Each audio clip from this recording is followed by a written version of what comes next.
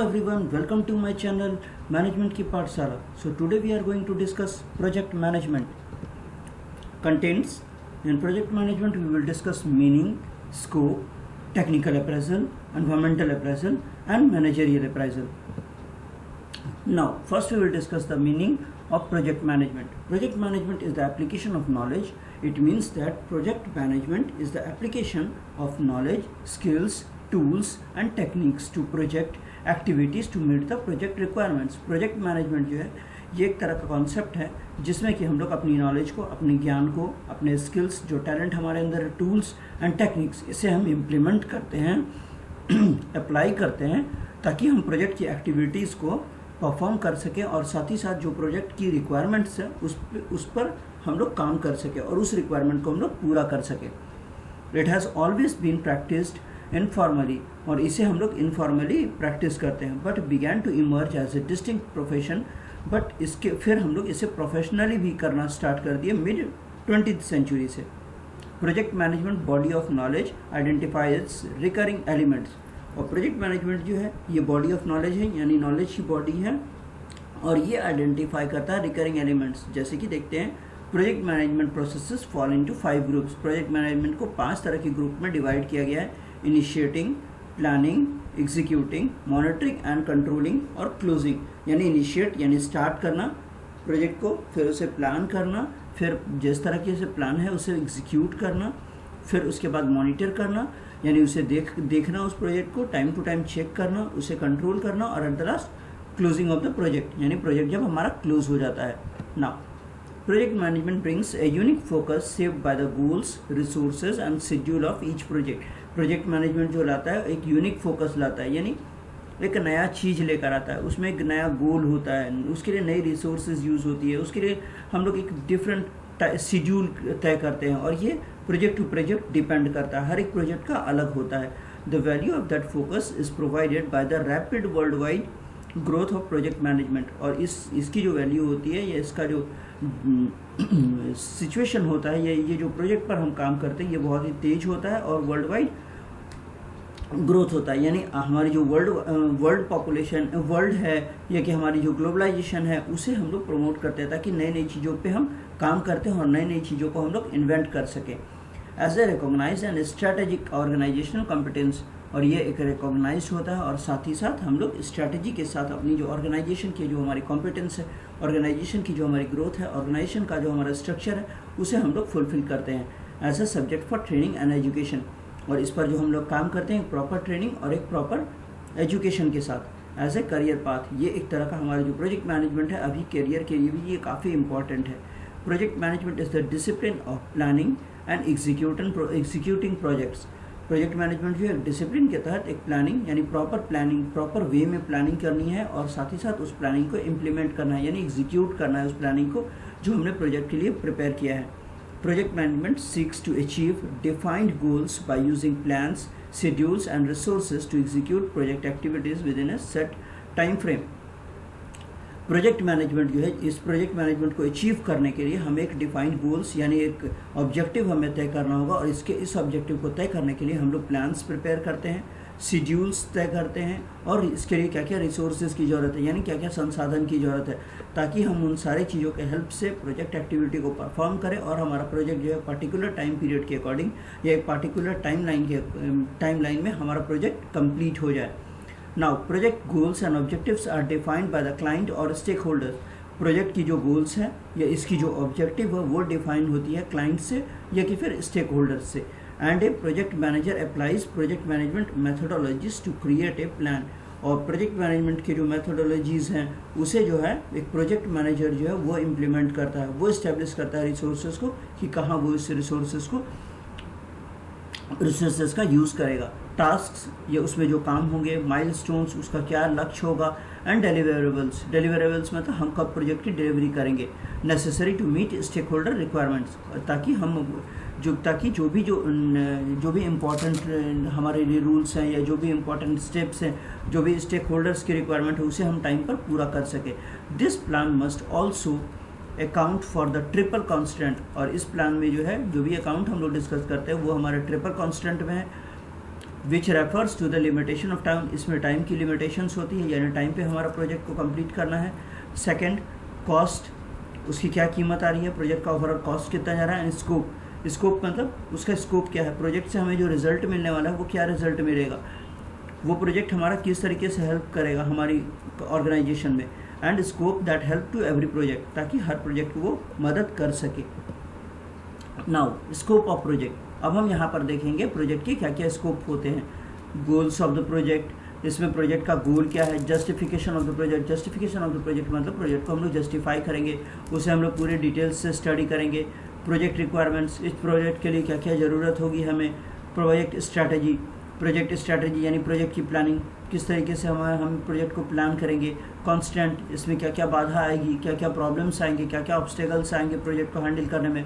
Cost estimates, इसकी costing कितनी जाएगी। बजट, बजट कितना अवेलेबल है प्रोजेक्ट को कंप्लीट करने के लिए।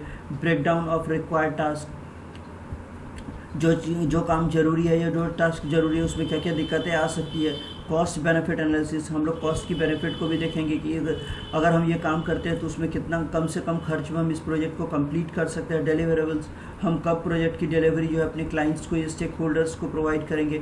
डेडलाइंस, उसकी टाइमलाइन क्या होगी प्रोजेक्ट को कंप्लीट करने का, यानी वो कितने दिनों में कंप्लीट होगा। 1 मंथ प्रोजेक्ट है या 2 मंथ्स है या 6 मंथ्स है या 9 मंथ्स है या कि 1 ईयर का प्रोजेक्ट है, तो कितना ड्यूरेशन है, हम उसकी डेडलाइन फिक्स करेंगे ताकि उसी टाइम इंटरवल पे या उसी टाइम फ्रेम में हम अपनी प्रोजेक्ट को कंप्लीट कर लेंगे। Now we will discuss technical appraisal. Technical appraisal is a method of inspection to ensure that a project is potentially designed, engineered and followed the accepted standards. Technical appraisal हमारा एक method जो जिसका काम है inspection करना। Inspection करने का मतलब चेक करना, ताकि वो प्रोजेक्ट को चेक कर सके, प्रोजेक्ट की जो हमारी डिज़ाइंस हैं वो किस तरीके से है या उसमें किस तरह की मशीनरीज या कौन सी कॉन्सेप्ट हमने अप्लाई किया है, ताकि हाँ, और उसके लिए हमने क्या क्या स्टैंडर्ड्स यानी क्या क्या गुणवत्ता या क्या क्या मायने हमने तय करके रखे हैं, उसके यूज़ करने के लिए या उसे पूरा करने के लिए हम टेक्निकल अप्रेजल का यूज़ करेंगे। This will vary from project to project based on the requirement, और ये प्रोजेक्ट की रिक्वायरमेंट पर डिपेंड होगा और ये वेरी करता है, यानी हर प्रोजेक्ट की रिक्वायरमेंट जो है, हर प्रोजेक्ट की जो डिमांड है या उसकी नीड है वो डिफरेंट होती है। अप्रेजल मीन्स इंस्पेक्शन, असेसिंग और वेरीफाइंग। अप्रेजल का यहाँ मतलब होता है इंस्पेक्शन, उसे हम चेक करते हैं, एसेस करते हैं यानी उसे देखते हैं, और वेरीफाई करते हैं। वेरीफाई करने का मतलब उसे हम ओके करते हैं, यानी हाँ वो प्रोजेक्ट जो भी हम काम कर रहे हैं वो हमारा सही है। A project will be assessed using various appraisal methods, और प्रोजेक्ट को जो हम एसेस करते हैं, प्रोजेक्ट को जो हम चेक करते हैं उसके कई तरह के अप्रेजल मेथड्स होते हैं, such as technical appraisal, legal appraisal, economical appraisal. तो ये सारे चीज़ जो हैं ये डिफरेंट टाइप्स ऑफ अप्रेजल हैं, इन्हें हम देखते हैं in order to identify its potential for successful completion and ROI। ये इसलिए करते हैं ताकि उसकी पोटेंशियलिटी है, उसकी जो एनर्जी है वो हमें पता चल सके, हम आइडेंटिफाई कर सके, ताकि वो प्रोजेक्ट जो है हमारा वो टाइम पे कंप्लीट हो सके, सक्सेसफुल कंप्लीट हो सके और उससे हमें रिटर्न मिले, अच्छा रिटर्न मिले जो हमने एक्सपेक्टेड रखा है। ROI का मतलब होता है रिटर्न ऑन इन्वेस्टमेंट, यानी हमने जो इन्वेस्ट किया उसके अकॉर्डिंग ही हमें रिटर्न मिले। These are said to be decision analysis technique, और इसे हम डिसीजन एनालिसिस टेक्निक भी बोलते हैं।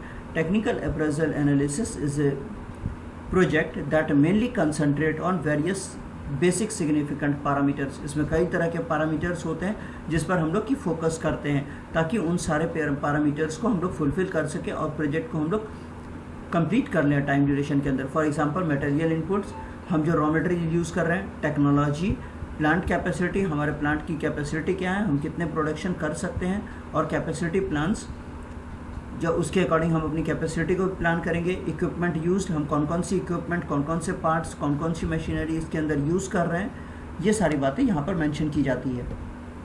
ना project committing with technology and design only in the preliminary stage should be avoided. हम प्रोजेक्ट जो है जो कमिट करता है टेक्नोलॉजी या डिज़ाइन जो है, इसे हम लोग पहले स्टेज में अवॉइड करते हैं। यहाँ पर हम लोग डिज़ाइन की बातें नहीं करते हैं। The details of the design involved should be attended to minimize the technical risk.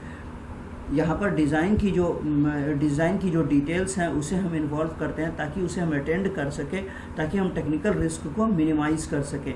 Innovative design should be distinguished and recognised as tougher than major uncertainty. Innovative designs यानी नए नए डिज़ाइंस को जो हम लोग लाते हैं या उसे डिस्टिंग्विश करते हैं, देखते हैं या उसे रिकॉग्नाइज करते हैं, तो वो हमारे लिए टफ हो जाता है, क्योंकि अनसर्टेनिटी उसमें कुछ ज़्यादा होती है। अनसर्टेनिटी मतलब असंभव या असंभावी आप बोल सकते हो। कभी वो सर्टेन भी हो सकता है, कभी वो अनसर्टेन यानी अनिश्चित जिसे हम बोल सकते हैं। यानी वो रिजल्ट हमारा हो सकता है सही भी हो, या जो हम इनोवेटिव डिज़ाइन या नई नई डिज़ाइन को ला रहे हैं हो सकता है उसका कोई ड्रॉबैक्स भी हो। इट में appear innocuous and less costly. इसे हमें अपीयर करने के लिए, इसे हमें बनाने के लिए ये इस तरह के इनोवेशंस को इम्प्लीमेंट करना है या इस तरह की टेक्नोलॉजी को इम्प्लीमेंट करना है ताकि वो हमारा लेस कॉस्टली हो, यानी उसकी प्राइस कम हो या उसका जो खर्च है वो कम आए। But later on may escalate up to awkward situation when it is too late. पर बाद में जब ये स्केलेट करता है, यानी जब ये ऊपर जाता है या ये ज़्यादा दिन हो जाता है तो, या जब ज़्यादा लेट हो जाता है तो ये हमारा गलत सिचुएशन दे देता है, यानी इसके प्राइसेस जो है वो इंक्रीज़ कर जाती है, हमारी प्रोजेक्ट की जो कॉस्ट है वो इंक्रीज़ हो जाती है। In technically complex and sensitive designs all designs proposals should be fully investigated. अगर मैं टेक्निकली बात करूँ तो ये काफ़ी कॉम्प्लेक्स होता है और इसके डिज़ाइंस काफ़ी सेंसिटिव होते हैं। All designs proposal should be fully investigated, और जितने डिज़ाइंस हैं या जितने प्रपोजल्स आए हैं उसे पूरी तरीके से उसे इन्वेस्टिगेट करना चाहिए ताकि उसका असर जो है हमारे प्रोजेक्ट पर ना पड़े। The appraisal should ensure that the project has minimum of technical uncertainty. Appraisal जो होता है, प्रोजेक्ट की अप्रेजल जो होती है, प्रोजेक्ट को मिनिमम टेक्निकल अनसर्टेनिटी यानी उसमें अनिश्चय जो है वो काफ़ी कम होना चाहिए, एंड रिजॉल्व, और हमारे पास प्रॉब्लम सॉल्विंग नेचर भी होना चाहिए ताकि उस प्रॉब्लम को हम लोग तुरंत मिनिमाइज़ कर लें या उस प्रॉब्लम को हम लोग ख़त्म कर दें। If any on A priority basis, और इसे प्रायोरिटी बेसिस पे यानी काफ़ी इंपॉर्टेंट बेसिस पे उसे डील करना चाहिए। Design should not have unnecessarily burdensome specifications, यानी डिज़ाइन जो है इतना कॉम्प्लेक्स नहीं होना चाहिए वो हमारे लिए बर्डन हो जाए, यानी उस डिज़ाइन को ही पूरा करने में हमारा पूरा का पूरा टाइम चला जाए और प्रोजेक्ट पर हम फोकस कर ही नहीं पाए। हमारी जो डिज़ाइन है वो यूज़र फ्रेंडली होनी चाहिए ताकि हम अच्छे तरीके से अपने प्रोजेक्ट को टाइम पर कंप्लीट कर पाएँ। नाउ एनवायरमेंटल अप्रेजल, अब हम यहाँ पर डिस्कस करेंगे एनवायरमेंटल अप्रेजल के बारे में। Environmental appraisal is the process of identifying opportunities and threat facing an organization. Environmental organization जो ये प्रोसेस है, यहाँ पर हम लोग अपॉर्चुनिटी को जो आइडेंटिफाई करते हैं, यानी इसमें क्या अवसर हैं और क्या क्या थ्रेट है, यानी क्या क्या इसमें डेंजर है या ऑर्गेनाइजेशन क्या क्या डेंजर फेस कर सकती है। Concept of environment literally means the surroundings external object. यहाँ पर जो है जो उससे सराउंडिंग्स यानी ऑर्गेनाइजेशन की सराउंडिंग्स, उसके एक्सटर्नल ऑब्जेक्ट्स यानी बाहरी जो ऑब्जेक्ट हैं वो कितना इन्फ्लुएंस कर रहा है, इन्फ्लुएंसेस और सर्कमस्टांसेस अंडर विच सम और समथिंग एग्जिस्ट, वो कितना हमें इन्फ्लुएंस कर रहा है, कितना प्रभावित कर रहा है, और सर्कमस्टांसेस या कई तरह की और सारी बातें हैं, कितने सारी बातें हैं जिस चीज़ पर हम देखते हैं। An environmental analysis plays an essential role. Environmental analysis जो है वो बहुत ही महत्वपूर्ण रोल प्ले करता है अपनी business management by providing possible opportunities और थ्रेट्स, क्योंकि वो बहुत ही इंपॉर्टेंट जो है अपॉर्चुनिटीज़ हमें देता है या थ्रेट हमें, या हमें वो डेंजर जोन दिखाता है आउटसाइड द कंपनी के बाहर है, जो कि एक्सटर्नल इन्वायरमेंट है, हमारा बाहरी वातावरण है। तो इन सारी चीज़ों को भी हम लोग ध्यान में रखना होगा। The purpose of an environmental analysis is to help to develop a plan by keeping decision makers with an organisation. और एनवायरमेंटल एनालिसिस का जो पर्पस होता है, एक सा मकसद होता है, ये हमें हेल्प करता है कि हम एक प्लान डेवलप करें और उस प्लान के अंदर हम डिसीजन मेकर्स को रखें ऑर्गेनाइजेशन के अंदर, ताकि वो हमें उस प्रॉब्लम से बाहर निकालने में हेल्प कर सकें। First stage factors affecting environmental appraisal. Following are the main factors affecting environmental appraisal. First factors relating to environment, यानी कि जो हमारे इंटरनल इन्वायरमेंट है उस पर भी वो फोकस करता है। We can not evaluate equally to organisation in same environment. हम दो तरह की ऑर्गेनाइजेशन को जो है सेम इन्वायरमेंट में कैलकुलेट नहीं कर सकते हैं, इसे मेज़र नहीं कर सकते। We have to study every organisation's complexity and flexibility. हर ऑर्गेनाइजेशन की हमें स्टडी करना है कि उसकी कॉम्प्लेक्सिटी क्या है, उसकी डिफ़िकल्टी क्या है और उसकी फ्लेक्सिबिलिटी क्या है, यानी वो कितना फ्लेक्सिबल है, कितना वो जल्दी चेंज हो सकता है। B factors relating to organisation. Organisational factors को भी हम लोग यहाँ ध्यान देते हैं age of organisation will affect our environmental appraisal, यानी ऑर्गेनाइजेशन जितना पुराना है या जितनी उसकी एज हो चुकी है इसका असर जो है एनवायरमेंटल अप्रेजल पे पड़ेगा, यानी ऑर्गेनाइजेशन की इन्वायरमेंट पे पड़ेगा। We also see the organisation size for doing business, हम यहाँ पर ऑर्गेनाइजेशन की साइज़ भी देखते हैं बिजनेस करने के लिए, एंड इट्स मार्केट टाइप, और उसका मार्केट सिचुएशन क्या है या मार्केट में उसकी रिस्पॉन्स क्या है। What are the services and products it is providing, वो किस तरह की प्रोडक्ट्स या किस तरह के सर्विसेज वो मार्केट में प्रोवाइड करता है।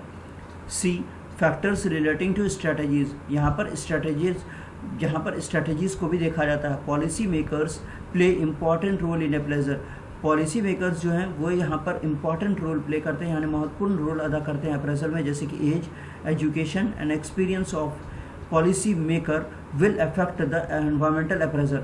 उनकी एज, उनका एजुकेशन और वो कितने दिनों से काम कर रहा है, उनका एक्सपीरियंस, पॉलिसी मेकर का इन सारे चीज़ों में बहुत बड़ा योगदान होता है एनवायरमेंटल अप्रेजल में, वो हमें इस तरीके से हेल्प कर सकते हैं।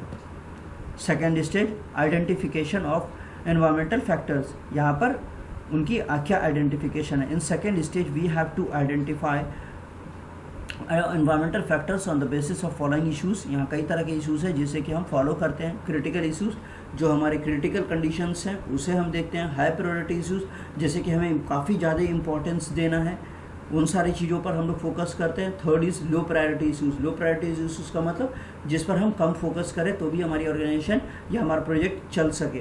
Third stage structuring the environmental appraisal, यानी एनवायरमेंटल अप्रेजल की जो हम लोग स्ट्रक्चर को भी देखेंगे। This is the third stage of environmental appraisal.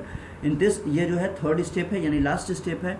In this stage we create the structure of environmental appraisal, यहाँ पर हम लोग एनवायरमेंटल अप्रेजल को जो है के स्ट्रक्चर को जो है क्रिएट करते हैं यानी बनाते हैं। One side of structure will be our strength, एक साइड जो है स्ट्रक्चर का वो हमारी ताकत होगी, and other side will be our weakness, और दूसरी साइड जो है वो हमारी वीकनेस होगी यानी हमारी कमजोरी होगी। बाय कंपेयरिंग बोथ, दोनों को हम कंपेयर करेंगे। We estimate our surviving power in the environment of business, और इससे हम पता कर सकते हैं या इससे हम एस्टिमेट कर सकते हैं, एस्टिमेशन लगा सकते हैं, एज्यूम कर सकते हैं कि हमारी क्या सर्वाइविंग चांसेस हैं या हमारी क्या सर्वाइविंग पावर है हमारे पास कि हम मार्केट में सस्टेन कर सके और उस बिजनेस इन्वायरमेंट में अच्छा परफॉर्म कर सके। नाउ मैनेजरियल अप्रेजल, अब हम यहाँ पर मैनेजरियल अप्रेजल को देखेंगे। Harold Koontz has developed a concept of managerial appraisal, Harold Koontz जो है उन्होंने मैनेजरियल अप्रेजल का कॉन्सेप्ट दिया था, दैट इज़ अप्रेजिंग मैनेजर्स, यहाँ पर मैनेजर्स को अप्रेज किया जाता है। According to this concept the managers attain the organisational objectives, यहाँ पर मैनेजर्स की ये जिम्मेदारी होती है कि वो ऑर्गेनाइजेशन की ऑब्जेक्टिव्स को अटेन करे यानी उसे फुलफिल करे, उसे पूरा करे by performing basic managerial functions, ताकि वो जो बेसिक मैनेजरियल फंक्शन है उसे वो परफॉर्म करे, that is planning, organising, leading, motivating, staffing and controlling. वो प्लान करे, ऑर्गेनाइज करे, स्टाफ्स को लीड करे, मोटिवेट करे एम्प्लॉयज़ को, स्टाफिंग को कंट्रोल करे, स्टाफिंग देखे कि कहाँ कितनी रिक्वायरमेंट्स है, एंड कंट्रोल, और उस प्रोजेक्ट को कंट्रोल करे या ऑर्गेनाइजेशन को कंट्रोल करे। Each of these function can be perform by performing A number of और सीरीज ऑफ एक्टिविटीज़, और इस चीज़ को एक एक फंक्शन को परफॉर्म करने के लिए हमें कई तरह की सीरीज़ या कई तरह की एक्टिविटीज़ से गुजरना होता है। इन सारी चीज़ों को हमें देखना होता है या मैनेजर्स की यह रिस्पॉन्सिबिलिटी होती है, इन सारी चीज़ों के ऊपर वो फोकस करता है। For example performing staffing function को परफॉर्म करने के लिए requires performing A series of activities.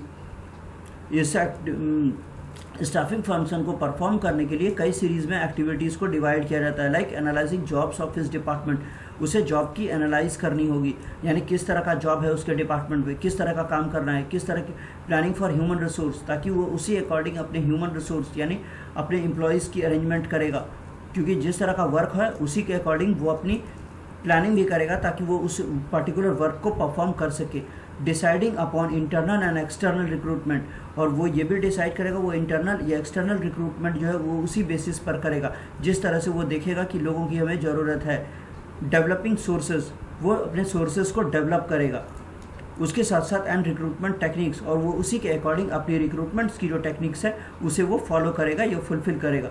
Thus, each function and sub-function of manager is as elaborated into the series of activities. हर एक फंक्शन या उसके सब फंक्शन को मैनेजर जो परफॉर्म करेगा उसे एलेबोरेट करना है, उसे डिटेल्ड में डिस्कस करना है और उसे पार्ट वाइज डिवाइड करना है उस एक्टिविटीज़ को। This activities in this model are taken as behaviour and standard of performance. और इस तरह की एक्टिविटीज़ को वो मॉडल करेगा, जो उसे वो लेगा और बिहेव करेगा और स्टैंडर्ड और जो भी उसकी परफॉर्मेंस स्टैंडर्ड्स है, ये जो भी उसके परफॉर्मेंस पैरामीटर्स है, उसे वो फुलफिल करेगा।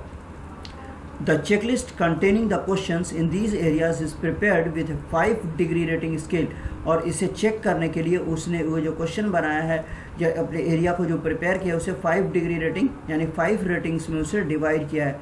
That is extremely poor performance, neither poor nor fair, यानी कि उसका पूरा का पूरा परफॉर्मेंस बहुत पुअर है यानी बहुत ख़राब परफॉर्मेंस है, ना ही पुअर है ना ही फेयर है यानी एवरेज परफॉर्मेंस है, एंड एक्सट्रीमली फेयर परफॉर्मेंस यानी एक्सीलेंट है, उसका बहुत ही अच्छा वो परफॉर्म कर रहा है। तो इन सारे कैटेगरीज में हम लोग इसे डिवाइड करते हैं। Now the appraisers rate performance of managers by assessing weight or to the scale and appraise only those areas. तो यहाँ पर जो अप्रेजर होते हैं वो रेट जो करते हैं परफॉर्मेंस को, या मैनेजर्स जो रेट करते हैं वो एसेस करते हैं वेट, उसकी वेट क्या है, उसका स्केल क्या है, और अप्रेज वो कुछ एरियाज़ में करते हैं जो कि काफ़ी क्लियर होता है और उस पर्टिकुलर नॉलेज को जो सपोर्ट करता है। Thus, this technique measures the performance of managers in managing organizational environment। इस तरह की टेक्निक्स को मेज़र किया जाता है ताकि हमारी जो मैनेजर्स की जो परफॉर्मेंस है वो ऑर्गेनाइजेशनल इन्वायरमेंट में किस तरीके से वो मैनेज करता है, या उसकी परफॉर्मेंस किस तरीके की है, वो किस तरह से परफॉर्म कर रहा है अपने गोल्स को अटेन करने के लिए, अपने गोल्स को अचीव करने के लिए। Managers are the captain of the ship. Managers जो है जैसे कि एक शिप का जो कैप्टन होता है उसी की तरह होता है। दे आर हाईली स्किल्ड, और वो काफ़ी हाईली स्किल्ड होते हैं और टैलेंटेड होते हैं, और उसके साथ साथ उनके पास कई तरह की नॉलेज होती है। There decision making powers what sets them apart, और ये डिसीजन मेकिंग जो पावर होती है उनमें, यही उनको दूसरे से अलग करती है। Managers real capacity can be observe during crisis situation, और मैनेजर की जो रियल कैपेसिटी है वो कब ऑब्जर्व की जाती है, वो कब देखा जाता है, जब ऑर्गेनाइजेशन जो है काफ़ी बुरे दौर में होता है। Managers keeps there employees motivated. Managers हमेशा अपनी एम्प्लॉयज़ को मोटिवेट करते हैं और हमेशा टीम वर्क में बिलीव करते हैं, और हमेशा और ये टीम वर्क में वो बिलीव करते हैं ताकि अगर वो अपनी टीम को हेल्प करते हैं तो उससे क्या होता है, ऑर्गेनाइजेशन की जो ग्रोथ है, ऑर्गेनाइजेशन का जो स्टेटस है, ऑर्गेनाइजेशन की जो ब्रांड है उसे अपलिफ्ट करने में, उसे ऊंचा करने में काफ़ी हेल्प होता है। If you keep the employer motivated, अगर एम्प्लॉयर मोटिवेटेड होगा then you will keep the employ motivated. अगर एम्प्लॉयर मोटिवेटेड होगा तो हम अपने एम्प्लॉय को भी मोटिवेट कर सकते हैं। तो इस तरीके से हमने यहाँ पर देखा प्रोजेक्ट मैनेजमेंट, इसके स्कोप, इसके सारे चीज़ों को हमने यहाँ पर डिटेल्ड में टेक्निकल अप्रेजल, एनवायरमेंटल अप्रेजल और साथ ही साथ मैनेजरियल अप्रेजल को हमने डिस्कस किया। So thank you everyone. So please subscribe, like and share my videos.